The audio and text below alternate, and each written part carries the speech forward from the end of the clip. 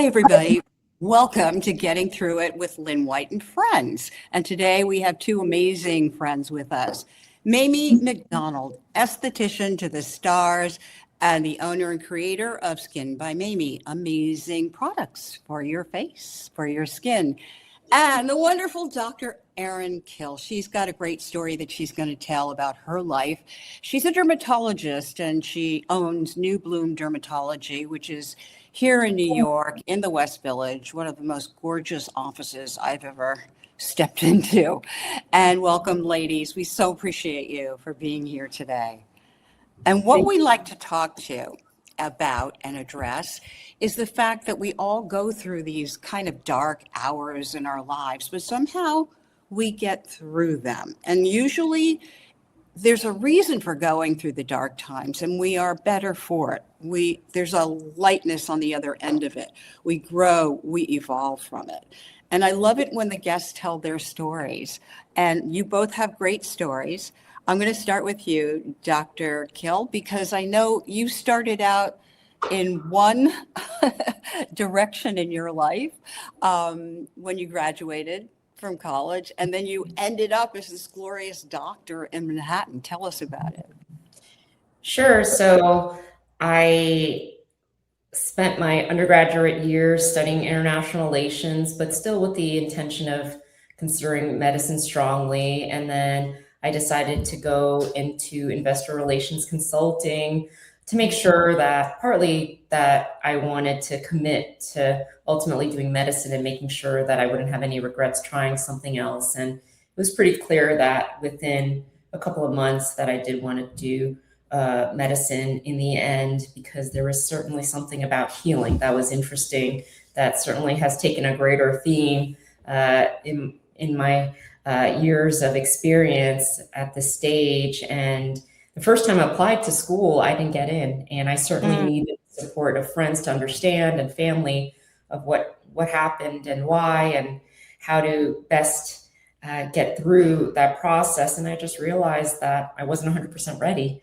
to get through that. And as I mentioned in the past, how one recruiter for finance said, look, if you want to learn, you go to school. If you don't want to move forward with that and just want to enjoy your weekends, then you go into the work world. And it was, even though it was harsh, it was also the best thing I needed to hear at that stage of my life. And going through med school to understand that there was no regrets, even if there was a rough patch, that I would have no regrets finishing, because it is a long process with school of 4 years, as well as another 4 years of training. And expensive. So, exactly. So certainly an investment both with time and money, but for me personally, ultimately worth it. Yeah. And you really help people, the two of you. You know, we are all collectively as a world are going through these dark times, you know, on the precipice of war that might annihilate the planet. It's just crazy, right? And I know that when people walk through your doors, your clients, they must talk to you about it. I mean, people, you know, when you go to Mamie, it's all about the gossip, the word, what's happening. And when you go to Dr. Kil, it's the same. It's like, okay, I need some Botox. What do you think? Do I need some filler? And oh my God, what is going on in Washington? Everybody is really weirded out, freaked out, and scared right now. And because you're both healers in your own right, how do you ease their minds when they talk to you? Or do you? Mamie? I think we do. You know, going back to what Dr. Kil was saying, I mean, her journey was always to heal, but she didn't realize it yet, you know? Yeah. And she does have amazing hands. And when you walk into her places, you know, it's incredibly beautiful. As soon as, before I even walk in the door, I start taking selfies outside the door. All right. And then I go in, I'm like, oh, where to come? Because, you know, if I'm going to go see her, I'm getting something done. Right. But But Mamie, you know, you too are like that. Yeah, but it's a love for the work, isn't it? You Yes. really do have to love the work. And Erin has that ability, but it comes from heart and soul. It doesn't come from her training in medical school. You Yes. know, Yes. it's who she is as a human being. Yes. So I think it's just, listen, if you're going to come in and you're going to be with me, you're going to be with me, and I'm going to take care of you. And Dr. Kill's the same way. So, Yeah. And Mamie, I know you've gone through your stuff. I mean, we all have. We're human beings. Tell me about the dark time that you went through and how you got through it. So which one? Right? So good.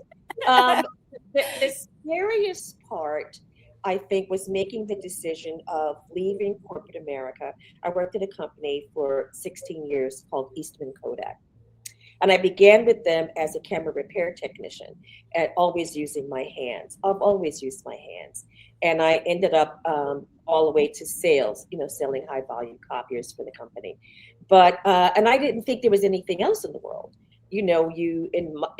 Coming from my time, you always had to have a corporate job. There's no hair?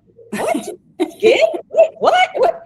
Is that going to promise you having any kind of medical insurance? Like, what are you talking about? You need that 401k, right? When are you going to fall back? Okay. And that what at the end of your 65th year. So, yeah, but I didn't think there was anything else. But my hobbies were always with my hands. I loved doing hair. I loved doing makeup. That was my very most fun thing, doing makeup for people when I was little. My dad had me doing his hair, dyeing his hair when I was 7, cutting his toenails, shaving the corns off his feet when I was 7 years old. That's ultimate trust on your father. Yeah. And I'm just like, really, Daddy? And he says, no, come on, baby, now you could do this. Come on now, get this little razor. And they used to be razors. I think they were called gym razors, and it was only like one edge. Right. And I don't know how. 8, 9, 10, I always did it. My sister's hair, I always did it. But that was fun for me. But I also got such praise. But, from my dad and from my mom. And it's like, oh, yeah, I could do this. Oh, I could do this.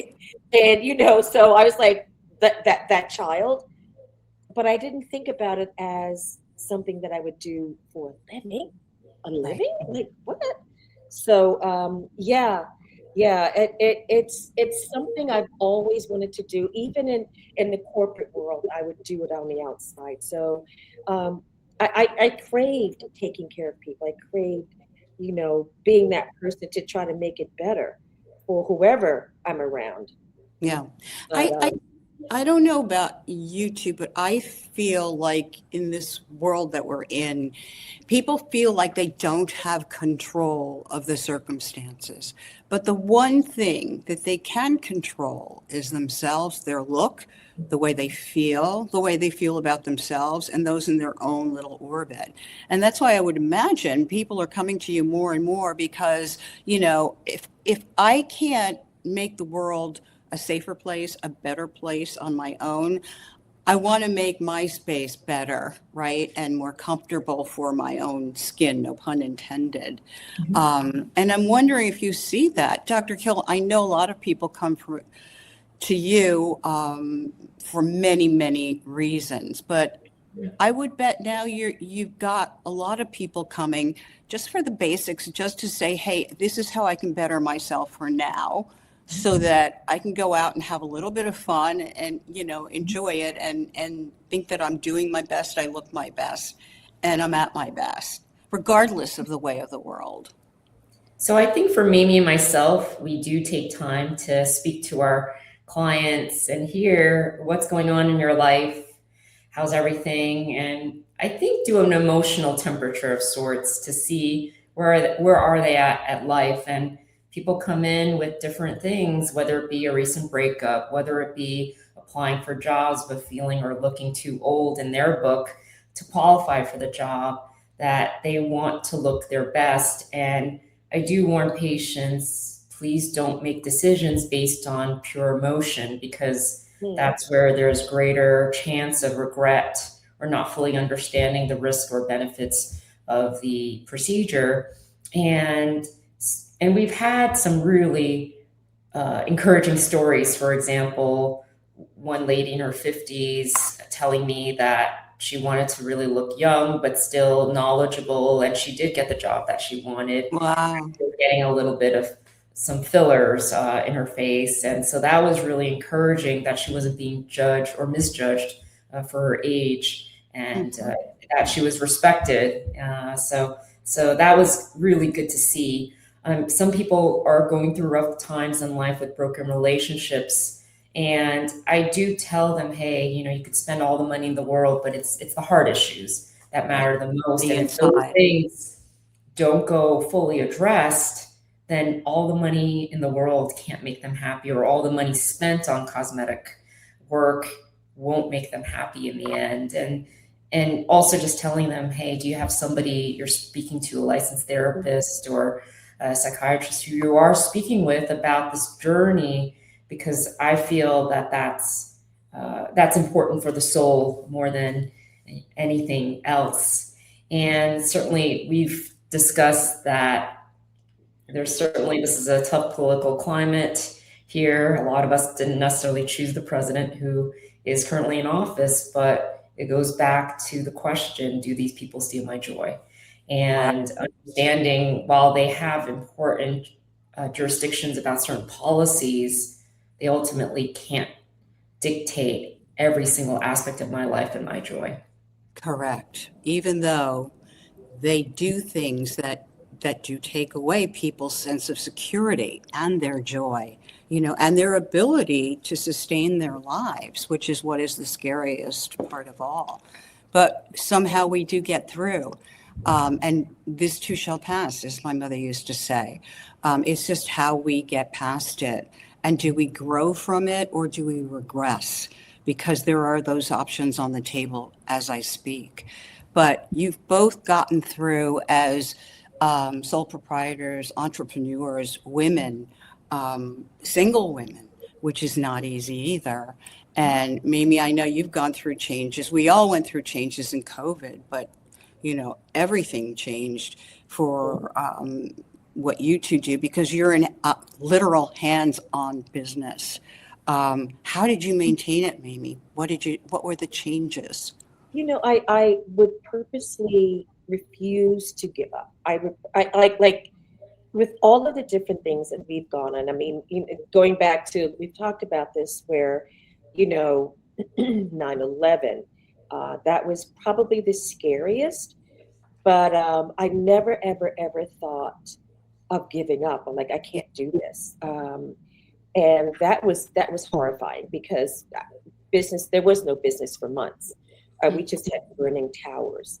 And I refused to give up. And I would volunteer and do whatever I need to do, but I was going to keep my spa open, because even that day, people were walking from the World Trade Center coming up, because I was in the East Village on East 10th Street at that time. And they would come here, there, and then I would just take glass shards out their legs and, wash their feet and, have them sit down, and we would all just watch television, and no one spoke. No one could talk. A place of respite, right? It was just like, the door's open, come on in, and if I can help, I'm going to help. And then we had 2 hurricanes back to back, and I'm like, okay, well, I'm in New Jersey and all the trees are down. How am I going to get to Manhattan to my office? And people were in Manhattan saying, are you coming to work? I'm like, no, there's no train. There's no bus. There's no taxi, just a bunch of trees around me on the ground. Yeah. But I didn't feel, I never, ever, ever thought of giving up. I never, ever thought that this is going to be the end of it. During the COVID was probably the most frightening time for all of us. Yeah. And this was universal, and this was global. And it was frightening. And I didn't feel like giving up even then. And I would do virtual calls, like with people, and that is the thing, Lynn, that made me say to myself, I'm really not giving up. I had people I would talk to all over the country. Like, how did you find me? I mean, I have it on my website and on the Instagram, but they would call and they'd be like, hi, Miss Mine. I never think I'd talk to you. And I'm like, oh. They'll be like tickled pink, like, hi, because we couldn't touch anybody. We couldn't, Yeah. but they were so happy just to be able to talk to me. And these are clients I still have today. They still can't get to New York. They just want to have product. They just want to talk. And I would be like, I would say half an hour. Girl, I was always going on for an hour.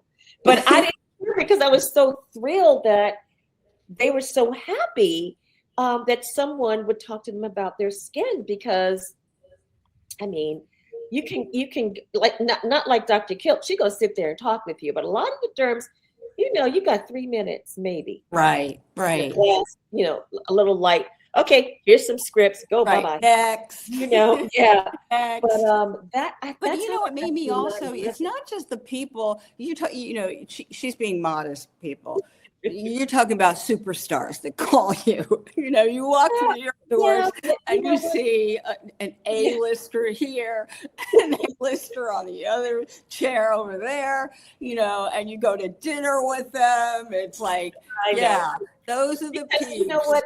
If the love is real, if you love what you do, everyone feels it. It doesn't matter, whether you're the janitor or if not the president, but unless it's wrong.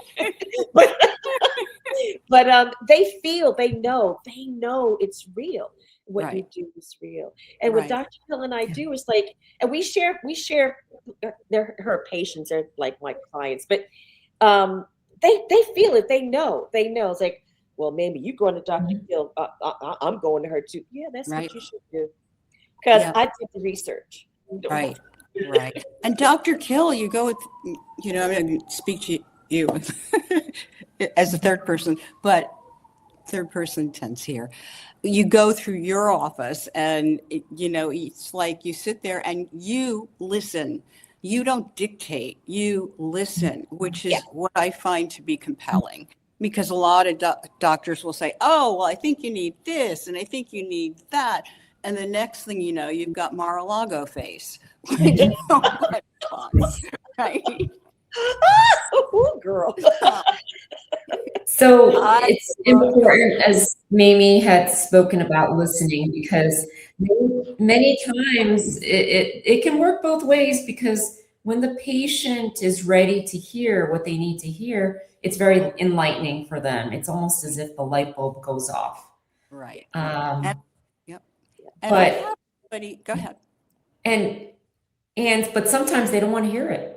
They don't want to hear the truth. And that's where it can get very difficult, because then you feel like you're hitting a brick wall. Just going back to COVID, as I mentioned in the past, where people realized they weren't well parented. They were not equipped to deal with the uncertainty in the world. And it revealed a lot of financial issues, unexpected deaths in the family that occurred.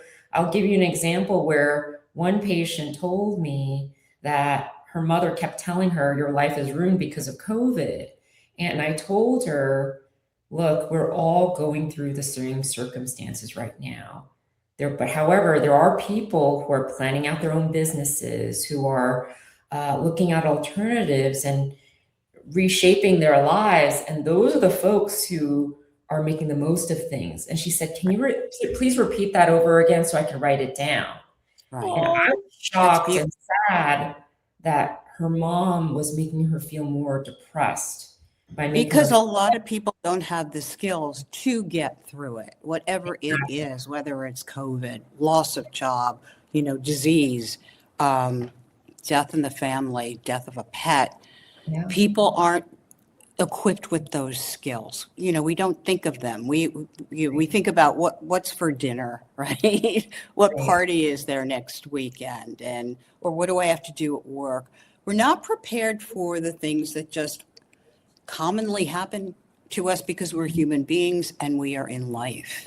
And that's kind of what this show is about, helping people walk through those dark tunnels to get to the other side, to understand that there's a brighter day, no matter how dark the current day might feel. And on that note, I do have someone that I want to bring in who is our producer on this show, Lily Egan. She's got Such a great mind and voice, and she always asks the great questions as we bring this to a close. And I know you have a few, Lily, so go for it. Yeah, I mean, thank you, Lynn, for having me in here, and always a pleasure to see you, Dr. Kil and Mamie. Thanks so much for joining us. Lynn brought up a great point, which is not just getting through those times, but how do we get through those times? And so I'm wondering, what's your go-to? Who do you lean on? How do you get through those times? Do you call a friend? Do you go for a walk outside? How can we give our listeners some kind of strategy that they can try out when they're going through one of those tough times? Okay, well, for me, it was always as soon as you wake up, put yourself first, because we're givers, and we are people that will take care of other people, but we have to first be concerned about where our head's at. How are we feeling? What are you thinking about today? Like if you wake up, just like don't pick up your phone right away, go down that rabbit hole, because then you start seeing stuff like, get up. I like to get up. I like to get up and I like to go for a walk. I don't want to talk to anybody. I don't want to see anybody. And I want to do it really, really early. So I won't have, good morning. Oh, you're catching the 7:23 train. I don't want to do any of that. I just want to get up, walk, and then come back. And then my go-to is we've been not cleaning the bird cages. So I have to do me first, and I do my birds because they're like my family now. And then I can prepare myself for the day. If I don't do me first, I have a little bit of an attitude. I'm a little resentful. I'm like, what's wrong? What's going on? There's no lantern flies outside. But you have to do you first. It used to be where I'd wake up and I would say a prayer. And I've been really bad about that lately, because the prayer I always feel like gives me the hope to have a better day. You can exercise, you can do whatever you want, but I think if you don't give thanks and don't give thanks and don't just show God that you appreciate whatever happens today, then you could yell at him later. Look, I got up this morning and I said, good morning to you, and I prayed to you, and look, my day's just a hot mess. Yeah. And you can bust at him later. But if it's a good day, say, thank you, Lord. You make this day. Exactly. Dr. Kil? You just have to do you first, because I'm sure there's not a week that goes by you're not going to face something. Yeah. Whether it's a bill that's, like, how am I going to pay this bill? This is ridiculous. Or even a death, or an argument with a family member or something, or a neighbor. Something's always going to happen.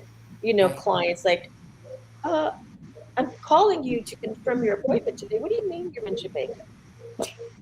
You wrote this down in your book. Now, everybody's got their hand on their phone. Stop it. So things can happen. But I just have to say, at least I did that walk today. At least I did it for me today. You know what I mean? But I think for me, I have to do me first, or I'm not going to be 100% giving of myself. It'll just be a normal thing that I would do. It wouldn't feel good to me if I'm just doing it, walking through it. Dr. Kil, the same question from Lily. Sure, I do think along the lines of Mamie about when I get up, that it's very easy to let the world or personal things just race through my mind. So certainly reading the word and praying, it helps. And I think there is something to be said about giving thanks, because social media tells us that we're lacking a lot of fear of missing out, or that we're lacking something that everybody else has. So giving thanks, certainly for me personally, changes my perspective on things and helps me to be more positive. And certainly dealing with the rough patches in life. I've talked to Mamie also as a person now owning my business, understanding, hey, how do you navigate through the challenges of legal issues, making sure you're compliant with the law, in terms of dealing with difficulties with finances, and making wise decisions, because certainly one bad investment can wreck a business, for example. So it's good to have perspective from other entrepreneurs, and also physicians as well. How would you deal with this circumstance? So that's certainly been helpful as well. I also appreciate perseverance as well, and understanding sometimes we don't understand 100% why things happen. For example, as I shared about me going to Beverly Hills in 2008 or 9 and meeting with an esthetician there, and her telling me about Mamie McDonald. And I told her that I am doing this for fun. I don't do facials regularly, and that's nice about Mamie McDonald, but I kept in my file cabinet in my head, and I'm just so glad that seed was planted, that she and I, we met, I think, around 2011, and there's 15 years of friendship and much love there, that had I looked back and just neglected that or not given much value to that, then I would have dismissed something completely important. So Yeah, it's how it works, how the universe works. But in the meantime, I just want to thank you both, and you'll be back if your time allows for it. Dr. Kil, how do people find you? Sure. So they could look at our website, www.newbloomderm.com. Also our Instagram @newbloomderm to see what we're about. All right. And Mamie, how do they find you? Skin by Mamie, gmail.com for email, Skin by Mamie on Instagram. And also, my website, www.skinbymamie. It's just easy, Skin by Mamie. And back here, you can find out more about them, because again, they'll be back, as will Lily Egan. Thank you all. We really appreciate it. And so until for having us, I'm so hope happy. you get through it. Yeah. Getting through it. Getting through it. Getting through